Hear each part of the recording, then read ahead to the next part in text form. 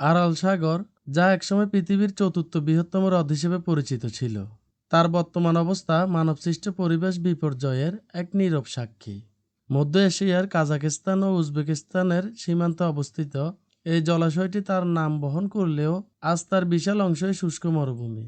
বিংশ শতাব্দীর মধ্যভাগ পর্যন্ত আরাল সাগর ছিল প্রাণবন্ত এবং মৎস্য সম্পদে পরিপূর্ণ। এর জল উপকূলীয় শহরগুলোর জীবনযাত্রা এবং স্থানীয় অর্থনীতির প্রধান ভিত্তি ছিল। হাজার হাজার জেলে তাদের জীবিকা নির্বাহ করতেন এই সাগরের জলকে কেন্দ্র করে।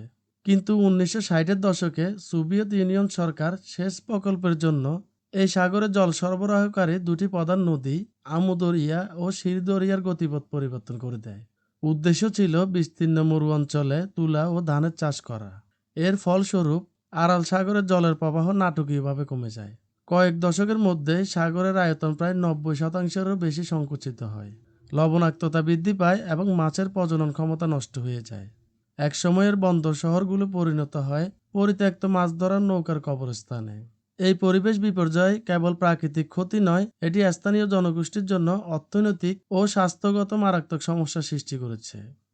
তবে কাজাখস্তানে উত্তর আরাল সাগর পুনরুদ্ধারে কিছু উদ্যোগ নেওয়া হয়েছে, যা সীমিত হলেও আশার আলো দেখাচ্ছে।